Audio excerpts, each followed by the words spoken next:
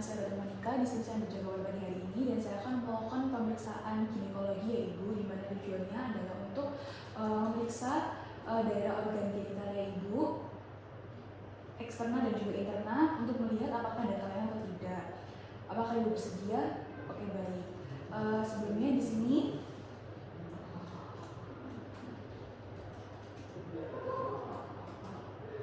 saya akan mempersiapkan alat, bahan, dan juga lampu atau senter yang telah disediakan untuk siap digunakan ya Ibu.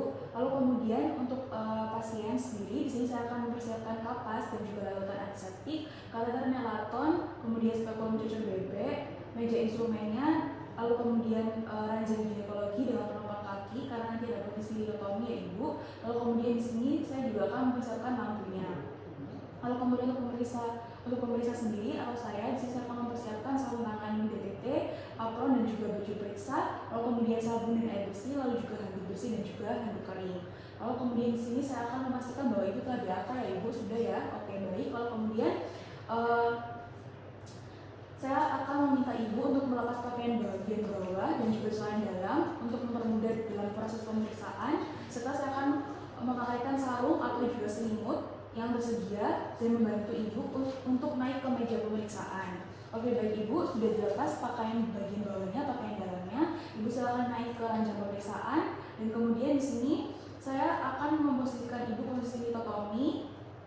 Tapi sebelum itu saya akan mencuci kedua tangan saya terlebih dahulu dan menggunakan sarung tangan ya Ibu.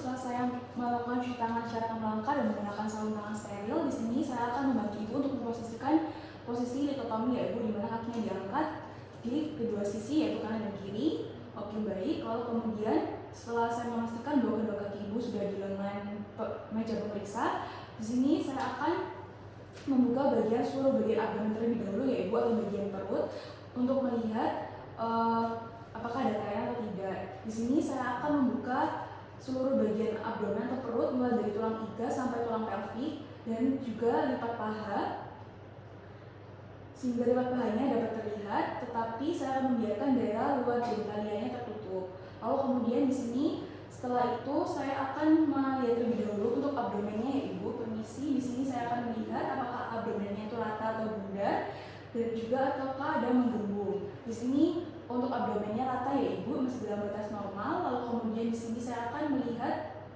lokasi dan juga kontur atau bentuk pusar atau umbilikusnya. Saya akan memperhatikan adanya pembengkakan atau tonjolan yang menunjukkan kemungkinan adanya umbilical hernia. Untuk memastikannya, saya akan meminta Ibu untuk mengencangkan dinding abdomen atau batuk. Silakan Ibu mencoba untuk batuk Ibu. Oke, baik. Di sini normal ya Ibu. Tidak ada massa atau tonjolan yang terlihat pada abdomen, yang dimana Ibu tidak mengalami kelainan atau masih dalam batas normal. Lalu kemudian saya akan melihat juga kulit. Di sini saya akan melihat warna kulitnya normal atau tidak, seperti apakah ada warna kuning atau mungkin apakah ada kebiruan merupakan tanda stenosis. Lalu kemudian apakah ada kemerahan atau inflamasi. Di sini normal ya Ibu untuk warna kulitnya. Lalu kemudian saya akan melihat guratan atau scarsnya dan saya akan mencatatnya pada lokasi mana dan apakah guratan tersebut bergerak atau tidak. Di sini Ibu tidak memiliki scar ya Bu, jadi masih dalam batas normal.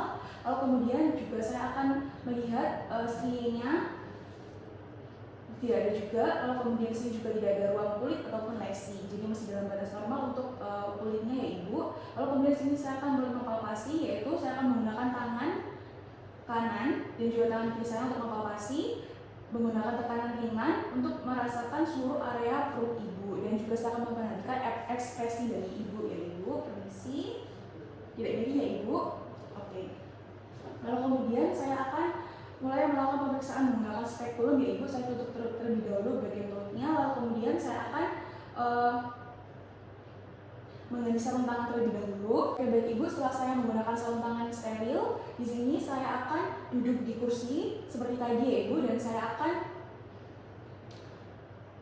menghadap ke arah genitalia Ibu, dan saya terlebih dahulu akan membersihkan daerah vulva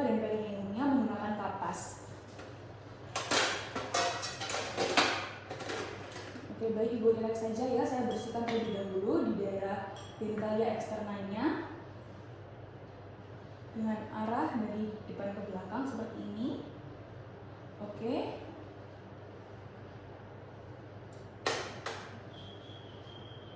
Lalu kemudian saya akan mengamati dan melaporkan jika ada kelainan pada vulva atau perineum. Di sini vulvanya normal, yaitu tidak ada tonjolan ataupun tidak ada lesi. Lalu kemudian saya akan membuka kedua labium mayor dan juga mengamati apa yang saya temukan pada daerah orifisium, uretra dan juga vagina. Permisi ya Ibu, saya akan membukanya. Oke, normal ya Ibu. Lalu kemudian saya akan mengambil spekulum dengan tangan kanan dan memasukkan telunjuk tangan kiri ke dalam introitus vagina untuk menampakkan vaginanya. Di sini saya akan memilih spekulum bivalve atau yang terkecil yang memungkinkan saya melihat vagina dan cervix cukupnya ya Ibu. Lalu kemudian sebelum itu saya akan melubrikasi terlebih dahulu spekulumnya agar tidak sakit menggunakan gel. Ibu relax saja. Lalu kemudian saya akan memasang spekulumnya seperti ini ya Bu, bentuk spekulumnya. Lalu kemudian sini saya akan mulai memasukkan. Silakan Ibu menarik nafas dalam-dalam, kemudian menghembuskan melalui mulut. Oke, relax saja ya Ibu. Oke, sebentar.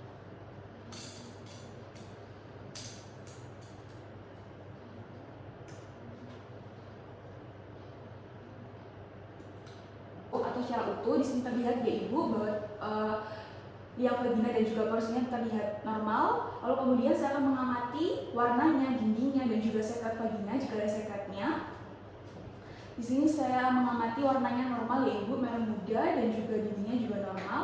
Lalu kemudian di sini saya akan mulai melakukan pap smear, di mana saya akan mengambil sitobras atau spatula untuk pemeriksaan pap smear terlebih dahulu.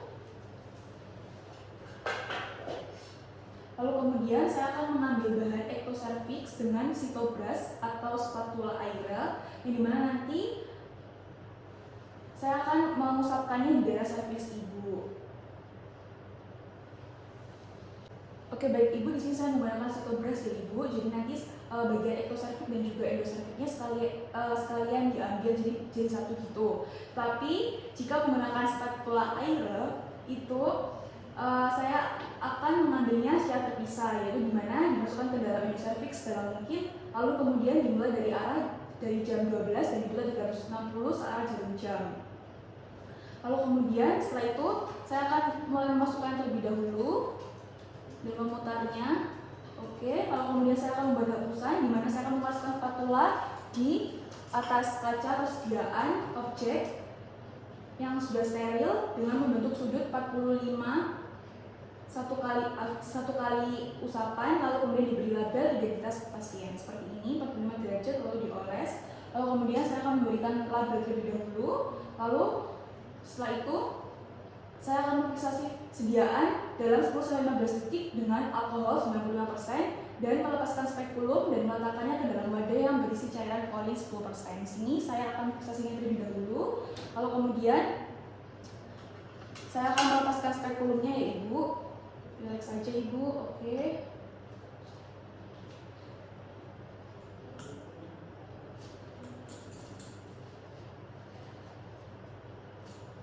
Lalu kemudian saya akan meletakkan spekulumnya di larutan klorin 10%.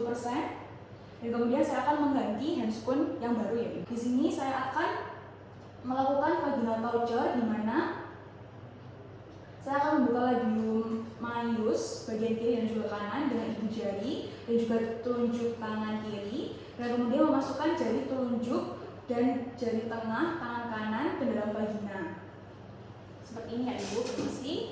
Relax saja. Di sini saya akan membuka dengan kedua jari saya, lalu saya akan memasukkan tangan saya, permisi ya Ibu. Lalu kemudian saya akan meletakkan ujung-ujung jari tangan kiri pada suprasimfisis, lalu kemudian saya akan menentukan tinggi fundus uteri. Apabila besar kandungan memungkinkan untuk diraba dari luar, saya akan merabanya ya Ibu. Oke baik.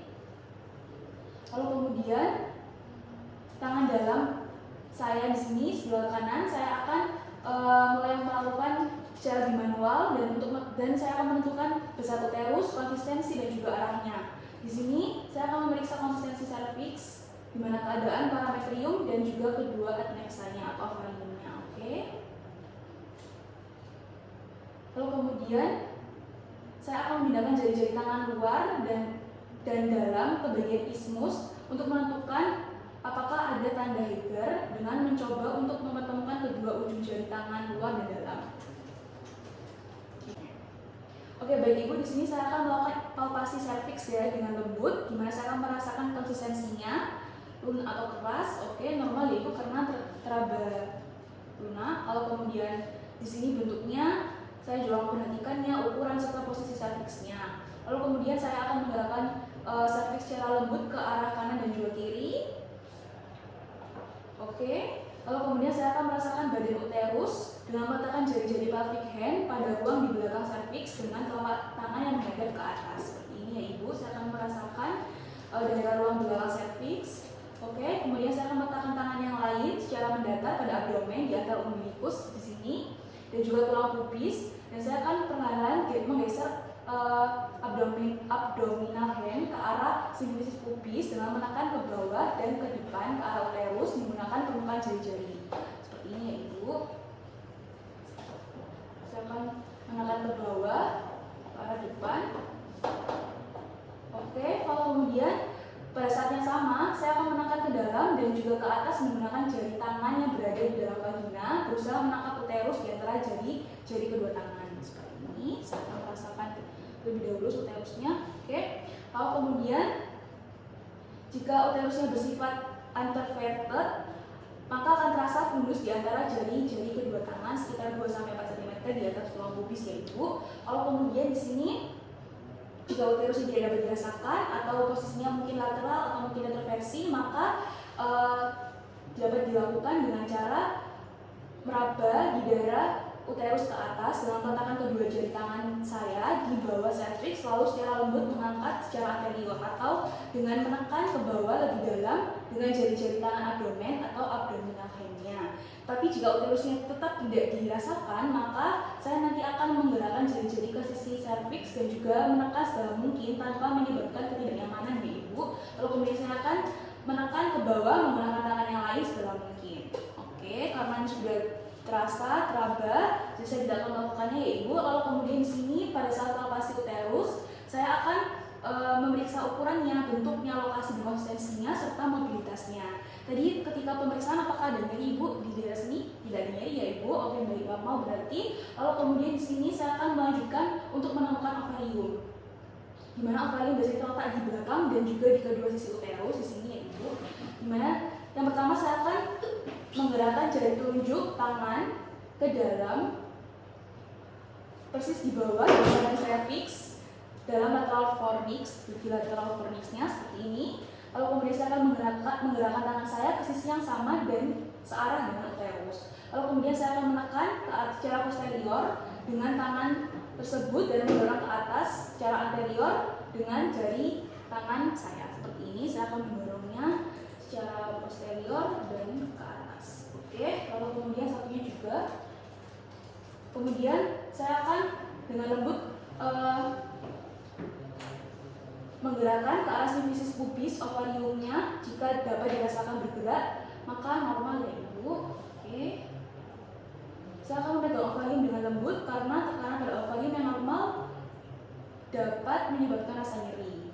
Jadi tidak ada rasa nyeri ya Ibu. Oke, lalu kemudian saya akan mencatat ukurannya, bentuknya, konsistensinya, serta mobilitas dan nyeri pada masa yang ada. Tapi pada ibu ini tidak ada masa sehingga tidak ditemukan ada rasa nyeri. Lalu kemudian untuk ukuran, bentuk dan juga konsistensinya masih dalam normal ya Ibu, dan juga mobilitasnya normal. Lalu kemudian saya akan mengeluarkan tangan saya dengan lembut secara menekan posterior dengan menekan ke arah posterior agar tidak sakit ya Ibu. Untuk kemudian saya akan memeriksa apakah ada massa pada pulgesap atau di ruang belakang uterus dan di depan rektum. Oke, tidak ada massa ya Ibu. Lalu kemudian pemeriksaan yang terakhir di sini ada pemeriksaan rektum vagina, di mana perlahan-lahan saya akan memasukkan jari tengah tangan saya ke dalam rektum dan jari telunjuknya ke dalam vagina. Misinya Ibu, relax saja. Oke. Kemudian ibu silakan bernafas melalui mulut, oke. Lalu kemudian dimana nafas menggunakan mulut ini dapat membantu melemahkan otot rektum atau anal sphincternya. Lalu kemudian saya akan memasukkan jarinya ya ibu, saya akan mulai memasukkan jarinya, oke. Dan kemudian apakah ada nyeri? Tidak ada ya. Saya akan menekan ke bawah dengan kuat dan dalam dengan tangan lainnya atau abdominal handnya berada di atas tulang pubis, sementara jari yang berada di dalam vagina menekan serviks secara anterior seperti ini. Apakah nyeri ibu? Oke, lalu kemudian saya akan menggunakan jari yang berada di dalam rektum untuk merasakan permukaan posterior uterus. Oke. Dan saya akan mencoba menentukan apakah rektumnya ini mengarah normal atau tidak ya ibu. Oke. Baik ibu, setelah saya memasukkan jari saya di daerah anal, di sini saya akan menentukan apakah ada massa atau tidak ya ibu. Di sini tidak ada massa. Lalu kemudian tidak ada hal yang menunjukkan adanya endometriosis. Lalu kemudian di sini saya akan mulai melepaskan atau mengeluarkan kedua jari saya secara perlahan ya ibu. Oke. Lalu kemudian di sini setelah itu saya akan menyelesaikan pemeriksaan dengan memasukkan kedua tangan yang masih menggunakan sarung tangan ke dalam larutan klorin. Lah, ya apa sih? Oke, baik ibu, untuk pemeriksaan rektum vagina yang tadi sudah selesai ya ibu. Kemudian saya akan lepaskan sarung tangan dan kemudian saya akan meletakkannya di dalam larutan klorin 0,5%. Dan saya akan melakukan cuci tangan secara 6 langkah kembali ya ibu. Di sini saya akan melepas sarung tangan dengan membalik sisi dari dalam keluar. Oke, saya akan memasukkannya ke dalam larutan klorin. Lalu kemudian jika sarung tangan akan dibuang, saya akan meletakkannya ke dalam wadah tahan baja atau kantong plastik sudah ya ibu. Lalu kemudian saya akan merendam dengan larutan klorin 0,6% selama 10 menit sarung tangannya. Lalu kemudian saya akan mencatat dari hasil temuan tadi ya ibu selama pemeriksaan. Di sini didapatkan bahwa seluruh pemeriksaan dari pemeriksaan manual, kemudian pemeriksaan rektum vaginal untuk melihat tinggi fundus dan juga uterus serta rektumnya dalam batas normal semua, yaitu tidak ada massa dan juga tidak ada nyeri, sehingga pemeriksaannya sudah selesai, ibu diperbolehkan pulang.